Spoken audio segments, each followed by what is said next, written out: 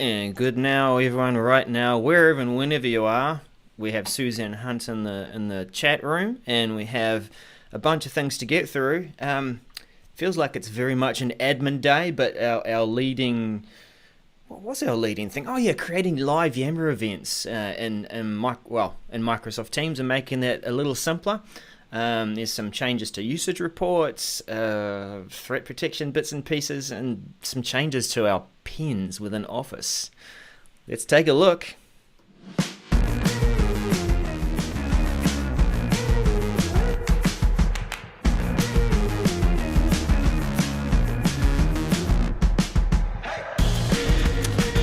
Good now, Daniel. Good Hello. right now. Right now. What is right now. now in Nashville, Tennessee? It is 12 straight up noon, and in Nashville, Tennessee, we are actually the home of one of the newest expansion teams for Major League Soccer. Wanted to make sure I put that in there for the Nashville Football Club. Things are going well. Well, hang on. How are you Football doing, or Darrell? soccer? You Yep. said Yes. soccer and then it's football.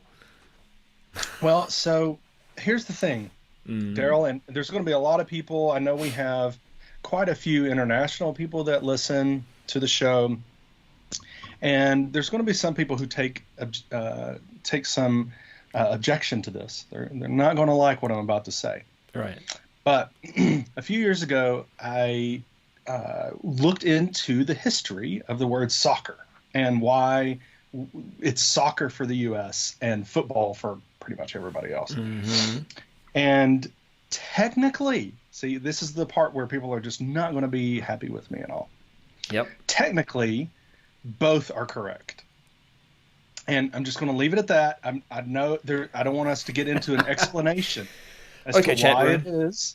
Feel free to But- branch off there and talk about that. But it is actually technically correct. And the person, one of the people that I read up on and was following was a chap from Gulio, England, and he admitted that while now more people call it football, it is not incorrect to call it soccer. So There we go. there we go. Well, You're the welcome. origins. We've For now that created a new segment where we take a word and we explore the origins and poke fun at Nice. ourselves. Oh, we do that every week. Oh, well, but I mean, Yeah, we're just finding different ways to poke fun at ourselves. right. The 365 Message Center show where we help you plan for change, prevent or fix, stay informed. We're going to see a bit later on that there's a new category in there somewhere. I don't think we have to change our sticker, mate, but in the no. service We health. got a lot of them. Yeah, I know. a lot of them. Let's kick into it. Working across different screens. The fun with this USB-C hub is that every time I plug it in, it changes things. So there you go. Good sportsman blaming his equipment. We have a new experience for Microsoft 365 Admin Center defaulting to the new experience MC202 930. You've been seeing that new experience with us forever. Not forever, okay, but ever since it's been out and we've had a switch. So it's now going to be the default experience. You can go back to classic admin center. I can go with that line of labeling if you really want to. There'll be a switch there that you can go back. But hey, I like it. What do you like it, Daniel? New admin center. Well, I think for those that are longtime viewers and listeners of the show will remember I didn't like it at first, and especially the new message center, and I did not like the way it worked. However, I switched and have gotten used to it, and I like it just fine now. They've made some updates that made it a little better for me, but for the most part, I kind of like the old way better. But hey, here we are, yeah, it's all right. Well, we may be able to get a guest on the show, or even like the deep dive podcast. Someone from Microsoft whose responsibility it is to take a look again at the message center and listen to suggestions and improvements. Marsha, I forget her surname, but we'll get back to you on that one. Let's. I know there's a couple of messages here which you had last week that I have this week around Chrome version 80 and preparing for change. Because it's such an impactful change there, be aware and prepared. Websites you use may not work in Chrome 80, MC 202944. Because it's so impactful, they're repeating it. We're closing in on the date that changes are happening. So take a fresh look at those. This is very interesting that, I don't know, when I first read this, I was like, why are they being so emphatic about websites that you use? Oh, by the way, we've updated ours. So Microsoft's will be fine. Yeah. Other websites that you use may not work with Chrome because they're going to break stuff. It's like, I don't know. Yes, it's important, and I think organizations need to be paying attention to this one, but I don't know. Is there an underlying thing here that Edge Chromium has just been launched, and maybe if you use Chromium, you'll be okay. Yeah, every time this thing, and this message is actually, this is the third, it is in my message center again. It has been updated again, and so every time it pops up, this is the third time, I just get a little bit of chuckle, like, okay. Well, take a look. Like it says, Microsoft has updated Dynamics 365 and Power Platform. Mm-hmm. The last time, was it mentioning something else? No? I do not remember. Yeah, I think that they're using the same message to talk about multiple platforms. And the reason that I see it is because Power Platform is part of my subscription, so I don't necessarily use Dynamics, but that's why I'm seeing that message. Anyway, test your sites again.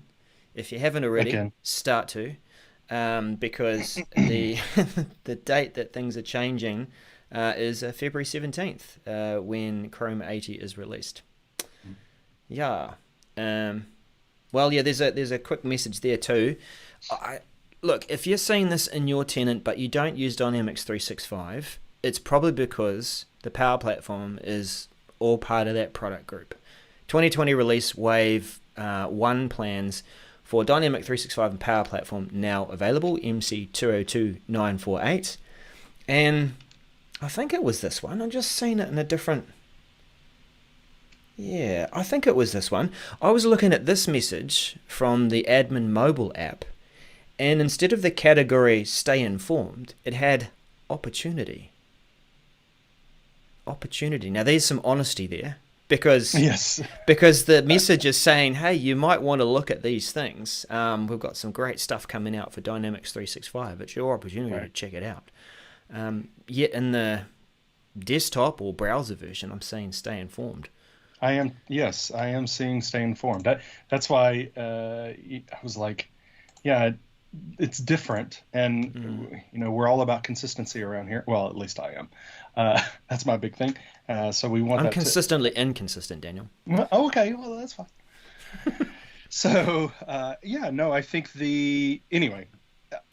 I don't think we're going to have a new category, hopefully, because that'll just mess us up. But for this release wave that they're calling these now, for the Dynamics group, which is Dynamics 365 and Power Platform, kind of gives you that. Here's what we're working on, and we'll be releasing in the next 3 months or so. This is kind of what we're doing, and so it's really a good read. Now, some of it is fuzzy, I'll say, in that there's not a whole lot of detail in some of these, but enough to kind of get an idea of what direction they're going to. Things like Power BI integrating more artificial intelligence in Power BI, and the working with big data in Azure Data Services. So things like that. Just an example of it'll give you a good idea, but won't give you all the detail because they're still working on it. It's not something that they're ready to kind of give details about, but get kind of a look and feel of what's coming down the pipe. Yep. It's an invite to check it out, and try that user experience with the enhancements. It's not the typical format for a stay informed message. As I said, it's probably meant to have opportunities sitting there. But yeah, take a look. We have some changes to the Microsoft 365 usage reports, in that there are 2 more administrator roles that can read these reports. This is MC203112, and the roles are, I think it was around Teams. There roles. it is. They Yeah, are. Teams Communications Administrator and Teams Service Administrator. That will be able to read the usage analytics. Along with, you can see in that message there too, there's other roles that you may recognize and might be using within your organization that can read these usage reports. Good to see that it's split out to that role-based access control, and that people can see what they need to see. Usage analytics are important to look at. They are, and we've talked about this over the course of, I don't know, feels like the last 4 months, maybe 5 months, that Microsoft has done a lot of splitting out roles and working on the administration of, not just administration of turning a feature on here, managing a user or whatever. Here we're seeing, being able to get into usage reports, but being able to separate that out so that I don't have to give you too much of a role, like a global administrator, just so you can manage users or just so you can look at reports. You shouldn't have all of those rights to be able to do that. So, and I think what this is kind of the transition from a lot of organizations had, I feel like, that I worked with on-prem, they had this control was split out. You had Exchange administrators and SharePoint administrators, and you had domain administrators and network administrators, and they're kind of spread out, and they did their thing. They worked together sometimes, but they did their thing and worked well. Well, when you went into Office 365, it was, well, yeah, I can make you a SharePoint administrator, but because you need to do this, which is register an app for the whole company, for instance, you're going to need to be a global admin. Okay, yeah, I can register you as an Exchange admin, but you're going to need to be able to do that. So now you're going to have to be a global admin. Yeah. And I feel like it went from distributed rights to, well, now there's a lot of people that have these elevated rights that we really don't want them to, but they need to now kind of trying to bring that back down, even all the way down to reporting level. So I think, sorry for that long diatribe there, but I'm just trying to say that I think it's coming back to a place where I think a lot of administrators would like it to be. You need to do this, X. Well, I'll give you permission to do X. I don't want to give you permission to do everything in the alphabet. Yeah, and I think what it also signals is that there is definitely roles for people as they shift from on-prem to cloud. And they're making it nice and clear that here's your access to the administrative level that you need. So yeah, good to see. Another one kind of on the administrative front, updated feature, new service health dashboard status, which is false positive 203289. I guess they've been getting a few reports and things that have come in. Remember there was that one that came out recently allowing you to say, oh, me too, or this is what I'm seeing. Right. Yeah. And now this is kind of like closing that loop on that. Oh, look, you've reported this, but it's a false positive. It's something that is affecting the service, but it's from outside of our control. So, checking that out. So, good to see another status in there. Should encourage you really, while we're just pausing there for a minute, use this, okay? If something is wrong with your service and gone out, this is one of the first places you should check. Sure, check and see on your usual social feeds and whatever about, oh, hey, are you having this problem? But also check here, because over the years this has become more accurate, more about your tenant and less about general stuff. Do check to see if there's something in there if you're suffering some kind of outage or weird behavior with the service. 100% agree. That's right. Well, here's our headline. Yes, sir. New feature, live events in Yammer produced from your device. MC 203291. And when I read it, I went, oh, from your device. And you know me, I love live streaming your and phone. playing around with bits. And I thought, from your device, that means you can live stream with Yammer from your device. And it's equivalent to Facebook, for example, Workplace by Facebook. It's not what it means. So I calmed down from there. And it's something that they introduced at Ignite, and it is about being able to spin up a live event that is produced in Teams, but you can create that schedule for that event. You can view the event from Yammer, but your production team, your presenters, all your people are joining a Teams meeting to produce that event. So that's the key difference that they're releasing there. Now, why does that matter?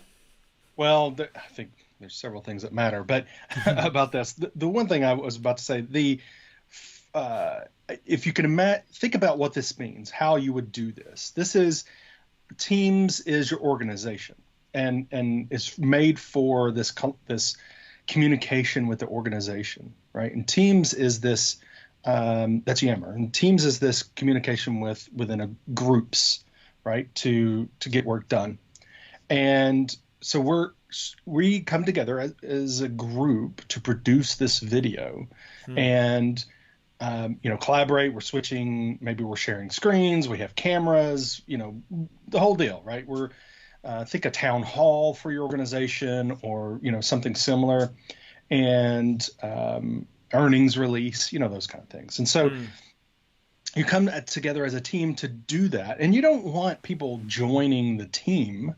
Because as we know, people who join Teams can share their own screen, and they can mute other people and do some crazy things that you don't want to happen during this production. So you have this team, you come together, you do the production, and then you broadcast over Yammer, which is that place, which is kind of that top-down communication is the way I like to describe Yammer. And I think it's a perfect fit, to be honest. The biggest thing that worries me about when I'm doing a presentation and I'm in Teams, for instance, is having people have issues, whether it's with their device, they don't mute, they try to share their screen while accidentally or even on purpose. I mean, just all that kind of stuff. I don't want any of that when I'm trying to do something like what this is for. And this is for a broadcast, a live event broadcast for your organization, if that makes sense. Yeah, definitely. And now I do recall a recent message in the message center that there's a attendee role coming through to Teams, so that'll protect presenters from having attendees take over with when their we screens. Eventually get it. I mean, this is something we've had in Skype for a while, a long time. Yeah. And so when people move over to Teams, they feel like, oh, well, I have that. I'm not a presenter, so I don't need to worry. What does this button do? Oops, I just took over sharing, or I muted the presenter, or whatever. So so this Yammer live event produced in Teams is going to make it easier for people to produce these events who aren't familiar with working with external encoders and all the other extra stuff that comes along with it. Eventually, you can invite remote presenters. They don't have to physically be there, so that's all good too. The ability for taking that Yammer event and extending it across the org, embedding it in your web pages from your SharePoint, your intranet pages, all very good stuff. So you keep out for that. For those that are joining us via YouTube, and audio people, you're not going to be able to tell this, but those of you that are joining via YouTube, I just want to say that on our stream, it looks like that I'm a whole lot shorter than you. Oh, I'm just. Do you want me to help? So I need to. Maybe I need a box to stand on. I could put myself down there. There we go.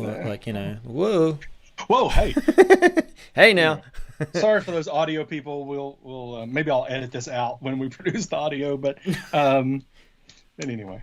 Yep. Just some fun, people. It's Monday. If you can't smile about that, then what? If I had something more interesting behind my green screen, I'd show you that. But I'm working on that. Okay. I just don't have any decent furniture in this room. Again, sorry, podcast people. Let's continue. New feature improving the sign-in experience for Microsoft Teams. Feels like it's an announcement, a thing, but it's more about bridging this gap to help organizations that have a different username on-prem compared to their cloud username. So this is MC 203292. I'm facing this with a customer right now where they haven't yet done the change of UPNs. They're bringing on other organizations.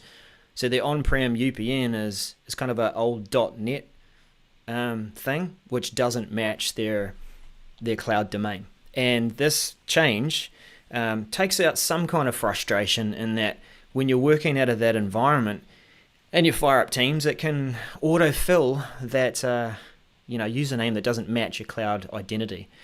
So it's not going to fill in your cloud identity automatically for you, but at least it takes that frustration out and you can pop in the right username. Your email address.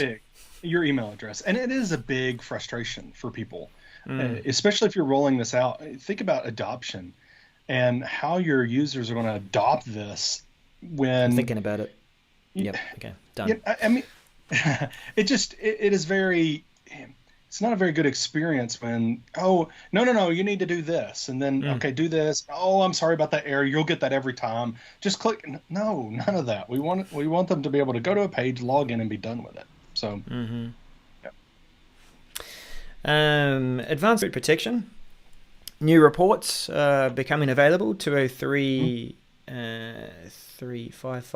I'm trying to see from that distance there. Yes, MC 203355. Yes. Yep. ATP. Yes. So we've got a compromised user report for Exchange Online Protection. So you can see if there's anyone that's exhibiting any suspicious behavior, restricted behavior, and that report's going to pull that together. The good thing about these reports is you can be all reactive and look at this one alert, but it's reports that show the trend. It shows, I need to give it this kind of attention, or I need help from people to give it this kind of attention. Reports will help you change your strategy to appropriately deal with the situation. Well, and I think for a lot of people who are not in this field, they think there's this room in every organization where, security people are sitting there and they have, their 6 screens, up, and they've got graphs doing CCTV this. room. Right. And they've got, they're monitoring every transaction, emails and converse, and there's waiting, and they're seeing all these threats coming in, and there's someone in a smartly dressed suit, walking around going. Stands behind them, right? Yes. Going, get onto that. Get onto that threat right there. It is. Attack it. Attack it. It's not the way it works, people. It's the guy in the cube or the gal in the cube next to you who's got the same number of monitors you do, and is trying maybe to one figure more. out, maybe one more. Maybe. But trying to manage all of this and do other stuff. And so, these reports, while they're not, for the rest of us that are not security professionals, and at least that's not their primary job, might look at that and go, I don't care. But someone in your organization should care. And getting more of these reports of, okay, who are the people that are targeted? Who are the people that are doing some suspicious stuff, meaning maybe their account's sending a bunch of emails out, all of this kind of stuff. The more and more reports we can get like this, the easier and better job our security personnel can do. So I'm loving these. Yeah. Now, the other one there about URL protection status reports, I did put a question out there too. Yeah. To the so these net. These are the URL protection. This is where, you receive an email and, you click on the URL and it goes off into Office 365 and goes, is this a good URL or not? I like the way that they used to describe that it goes ahead and opens that link on your behalf, and it's like the bomb squad. They're taking it off to the side and going, let's open that up and detonate that and see if if it's okay.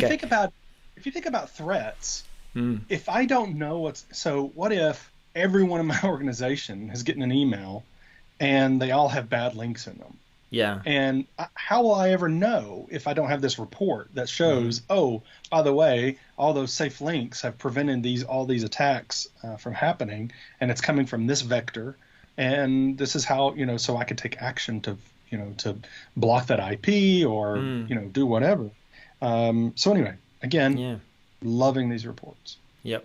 Yeah, I remember the question I put out there, and maybe someone else knows who's watching the show or in the chat room.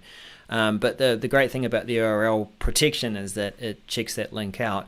What I'm seeing more and more now is the type of attack where the link is innocent to begin with, but it's activated a couple of days later. So after it's gained the receiver's trust, the next time they go and open that link because they have to refer back to some content, there it is. Boom. Gotcha. So, yeah, I'm wanting to see, maybe someone can chime in there at some point, whether the ATP service for URL protection can continue to check that link each time. We have updated threat protection status report. This is MC203362. And what have we got? It's a report that identifies threat detection technology. Oh, okay, I remember this one. So when you're opening up these reports, you've got a lot more detail. Yeah. Yes, it is. It is, again, new views of those threats, and coinciding with what we were just talking about, again, being able to get more reports, but then also more views by the different technology that's being used, the policy type, what policy is catching this. And yes. so we can maybe, and that's really important, so you can fine tune those policies. Maybe it could get better. Yes, it caught it, but maybe it could get better. Maybe, move that policy up. And then delivery status of, did it get there or did we stop it? So I think this is, again, just coinciding with what we were talking about before, more reports for the security people, the better. And I think this status report is one of those. Yeah. Now, into another one that I had considered looking at this and going, is there another headline we could choose other than the Yammer live event? I was interested in this one because I've used pens a lot within OneNote, within Office, for example. Meet the new pen toolbox in Office, MC203206, and it's centering around adding a new pen for something that they already can do.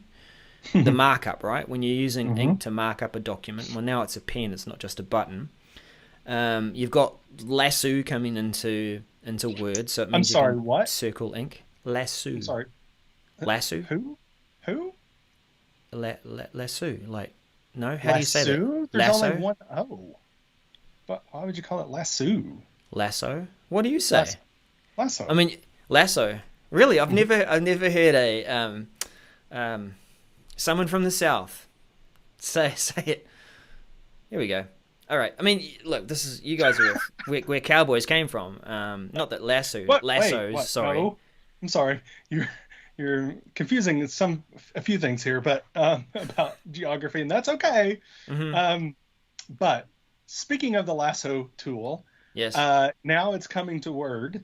Yes. I absolutely love that. I use the lasso tool in OneNote all the time. Yep. And it's really nice for, especially if you're doing drawing, you're like, oh, I need to move this so I can expand this other thing.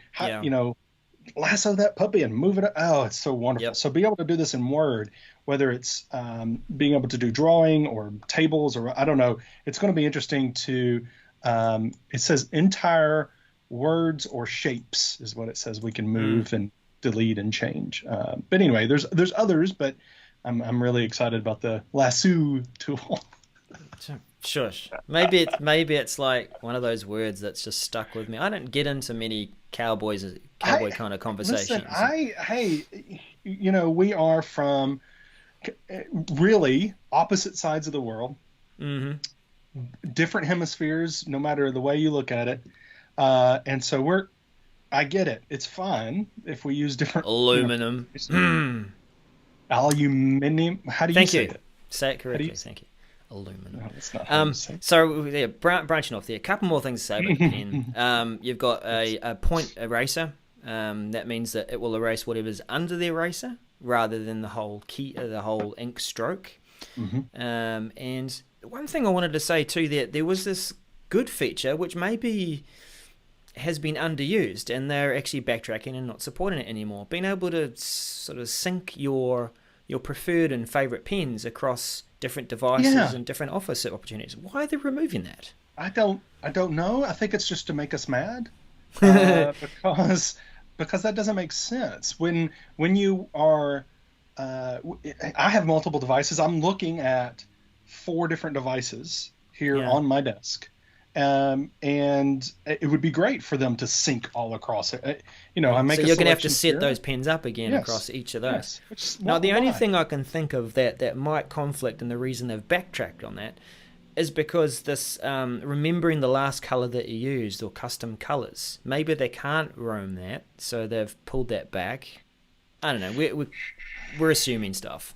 Yeah, let's stop doing that because I hear what you just said and I understand, but to me that's like, yeah, but that's not even close to being a good enough reason to not No. sync the other settings. How about underused service based on our telemetry, and it costs us this much per year to run it out of the Azure data centers, so we are removing it. Oh, yeah. Yeah, okay.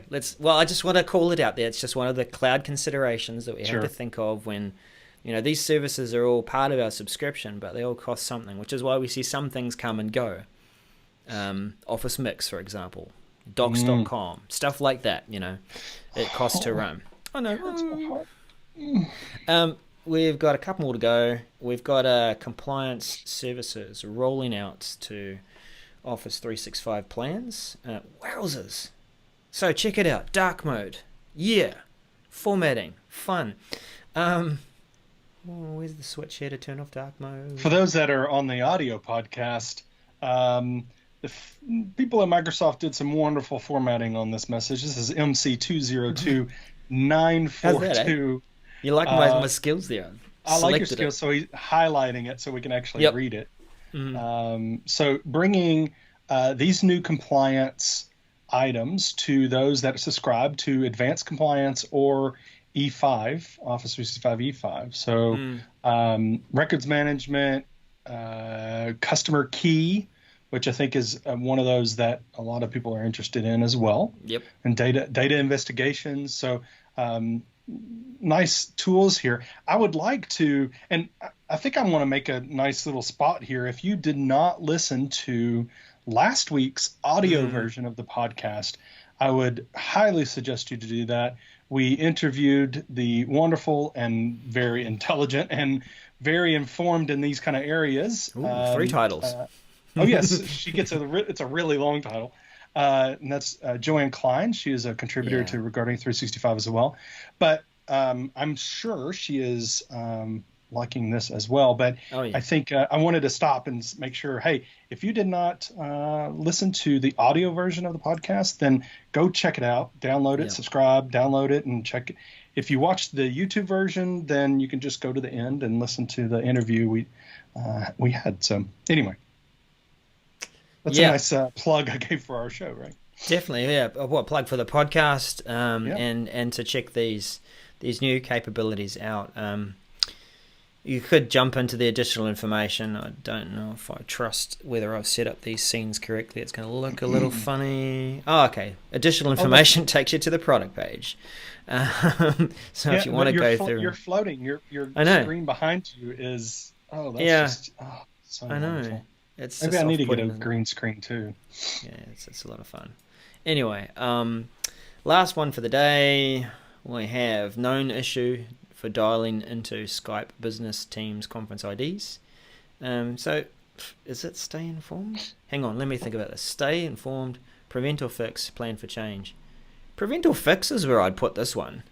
It's not that I guess you can do anything Yes. about it, but Right. And so that's where I think we're kind of maybe splitting Gray. hairs here, but I think it's a stay informed because we don't have a fix for this. So it is for the users in China region.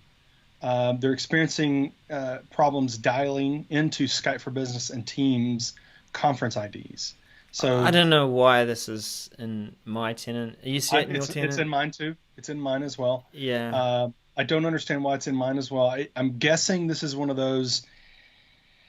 Maybe Awareness. it's because we might have meetings with people that are in the China region. I'm not sure. Maybe. I don't know. But anyway, so having some issues. they're trying to figure stuff out. I mean, that's basically what this one is. Yeah. Nothing. Read through the detail if you want it. Yeah. Yep. Yeah. Yeah. Like I question, their tenants are in a special arrangement with a local partner that basically is Office 365 to the rest of China. So it's really, really clear when is this message pertaining to this tenant? Is it coming out of here? Well, then no, it's not. So it must be just for awareness. But yeah, that's about it for the messages. I wanted to just also call out too that the modern SharePoint library experience is arriving in Microsoft Teams, and a few people are getting it. It's drip feeding out. Should be finished soon, rolled out to the whole world. But do take a look at that and give some advice to people as they're starting to use it. Maybe plan a bit of change management. Get some messaging out there about how to use this new view, because we've been waiting for it for a while, and it's really good. I did drop a quick video up there on my channel to explore a little of it, just looking at one scenario of basic document publishing, the publishing life cycle.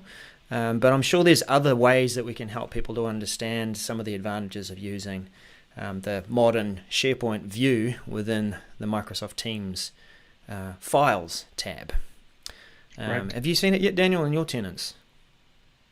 No, I haven't yet, but I'm sure it's coming very soon.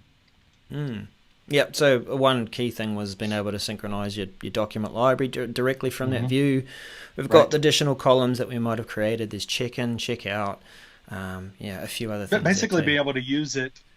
I think it's interesting just to see the, I don't know. I've been asked this recently.